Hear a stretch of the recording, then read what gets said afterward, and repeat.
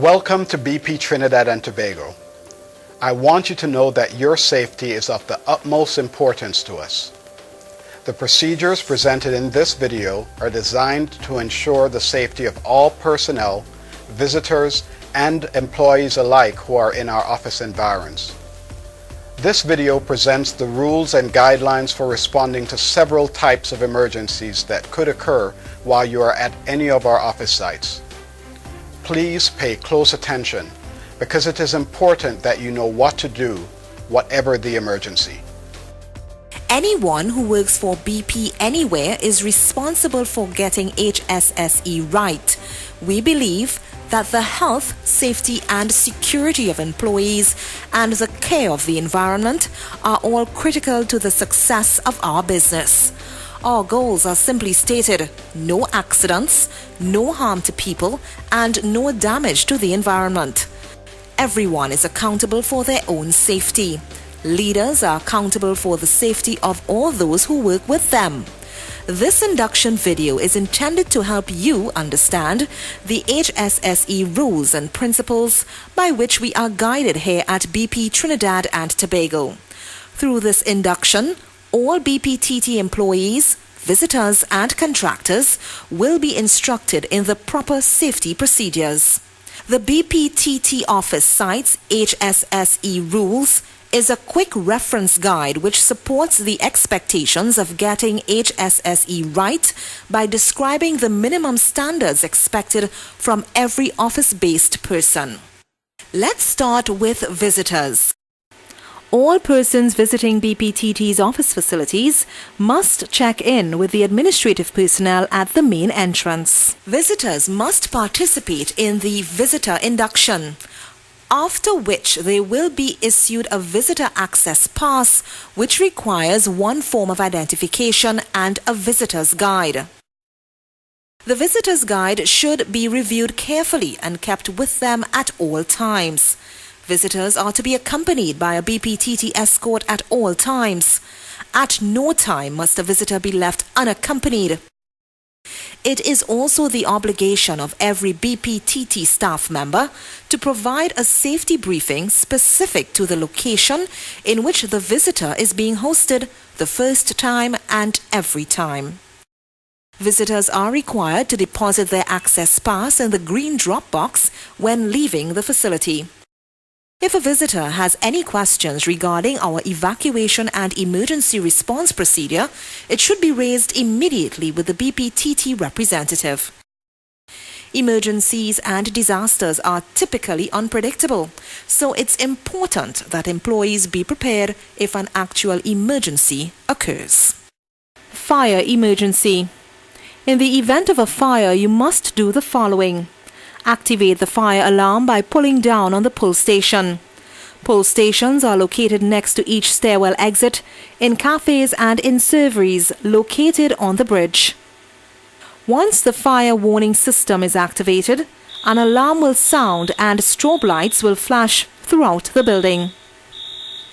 Proceed quickly but calmly to the nearest emergency exit. You should take the time to locate these exits once at your final location. Do not use the elevators. On the staircase, women should remove high-heeled shoes if they are hindering movement. Be sure to use the handrail when going down the stairs.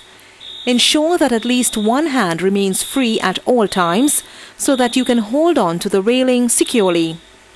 If you need special assistance in evacuating, please advise your floor warden or security personnel beforehand so that appropriate arrangements can be made in the event of an emergency. You may be asked by your floor warden to assist in ensuring that everyone has left your area during an evacuation. Please assist if you can. If you are in Albion Plaza, once you get to the ground level car park, all persons should proceed in an easterly direction towards Dare Street.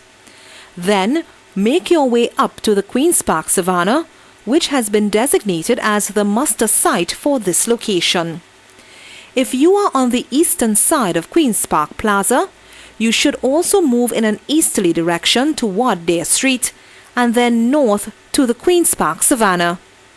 If you are on the western side of Queen's Park Plaza, you should proceed in a westerly direction across the car park toward Victoria Avenue and then towards the Queen's Park Savannah. Be sure to cross at the traffic lights only. Security officers will be present to ensure that you only cross when it is safe to do so. Please cooperate with them fully. Do not cross the street unless all oncoming traffic has come to a complete stop. Please adhere to instructions from on-site personnel who will direct you to the crossing zone, which extends westward from the traffic lights to the western end of the Queen's Park lay-by. Once at the muster site in the Queen's Park Savannah, immediately proceed to the designated muster area for your floor and report to your floor warden, who will be conducting a head count. Stay assembled with your floor and do not wander about the muster site. Await further instructions from the floor wardens and the on-scene commander. Return to the building only when you have been advised to do so by your warden or security personnel. During normal working hours, you will be asked to return to the building on a floor-by-floor basis. During nighttime evacuations, all persons should muster on the paved area opposite Victoria Avenue. This area is open and well lit. Over the next few days, get to know your floor warden and where he or she is located. Floor wardens are assigned to each floor, and it is your responsibility to identify your floor warden and remember where he or she is located. Earthquakes. In the event of an earthquake, you should remain calm and stay indoors. Move away from glass windows, walls, and doors. Take cover under sturdy furniture such as a desk or a table so you may be protected from falling debris. If you are in a stairwell, remain there. Do not use the elevators. After the earthquake, you should await further instructions from emergency personnel. Elevator emergency. In the event that you are stuck in the elevator, stay calm and use the emergency telecom device to send notification. Help will be available shortly. Medical emergencies. In the event of a medical emergency, here's what you should do. For all emergencies, call the bpTT's Tactical Response Team at extension 4444. Contact your floor warden, who has been trained in basic safety, CPR and defibrillator usage. If the emergency involves an injured person, do not move the individual unless the environment is life-threatening. Wait with the individual until emergency medical personnel arrive. Report all injuries and illness to your supervisor or bpTT contact. Security.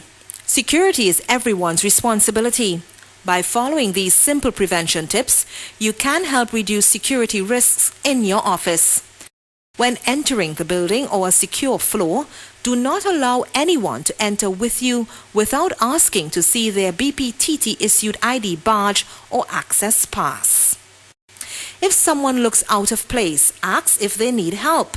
If they can't tell you the name of the person they are looking for, immediately escort them to a security officer for further assistance. Please secure your belongings on arrival at the office. If you have lockable computers, make sure that they are properly secured. If you are leaving your laptop in the office, ensure that it is out of sight in a locked drawer or cabinet. Violence. The expected behavior at any BP site is guided by the BP Code of Conduct. The code states that at a BP site, no one should engage in activities which would humiliate or injure another person. Violence is simply not tolerated. For further guidance, please visit the Ethics and Compliance webpage on 1BP. Bomb threats. If you receive a bomb threat, please take it seriously. Try to keep the caller on the line and get as much information from him or her as possible regarding the location, type of device, and reason for planting it. You must notify security immediately and wait for further instructions. If you notice an out-of-place object or package in your work area, please report it immediately to security. Do not touch the object or package. For more information on office safety, please log on to our website officesafety.bpweb.bp.com to get practical guidance on fit-for-purpose requirements, practices and tools for office-based staff. Ergonomics. Ergonomic injuries associated with muscular and skeletal disorders account for approximately 30% of occupational injuries in the workplace. If you experience discomfort while at your workstation or your chair is defective, report this to your supervisor and the bpTT occupational health team. Early reporting is extremely important in preventing the escalation of an existing problem. You should take mini stretch breaks every 20 to 30 minutes and change your posture frequently. Arrange for an ergonomic assessment by sending a request to the Facilities Management and Services Help Desk. Control of work. The Control of Work or COW Group Defined Practice GDP 4.5-0001 has been developed to reduce the number and frequency of injuries and fatalities which occur as a result of incidents in the workplace and to improve the personnel safety of every person who works for BP. The Control of Work policy and associated procedures makes it clear to everyone that you have an obligation and authority to stop any unsafe work. Before the start of any work, you must plan and schedule the activities. All work must be filtered through Facilities Management and Services. All incidents must be reported using the Initial Incident Notification or IIN process. Some items or conditions that are typically found in an office setting which may cause trips and falls or other incidents are briefcases, purses or other materials left in aisles or walkways, and unsafe practices in the cafes and pantries. Please observe safety signs posted throughout the office, including work in progress signage. When using file cabinets, never leave open drawers unattended. As far as possible, file cabinets should be positioned against a wall. Please ensure that the upper drawers in your filing cabinet are not overloaded, as this may cause the cabinet to tip over. Do not overload electrical outlets, as this can lead to an electrical fire. Use a multiple receptacle with its own circuit breaker. Make sure cords are not damaged or frayed before plugging into an electrical outlet. Use e-stop to report any unsafe condition or behavior you may observe. You are obligated to have conversations with persons you observe engaged in an unsafe act to the possible danger of their actions. Environment. At bpTT, we are committed to a clean and healthy environment, and in keeping with this, we ask you to be guided by the following. The bpTT office sites are ISO 14001 certified. Everyone is expected to observe the office waste management protocols outlined in the Office Environment Management System program. When possible, help reduce waste that goes to the landfill by observing the 3R principle of reduce, reuse and recycle, and use the designated bins provided to segregate waste and attend the mandatory Environment Management System awareness training. Conserve energy by powering off computers and other energy-consuming devices on evenings and weekends. These buildings have been designated as no smoking facilities.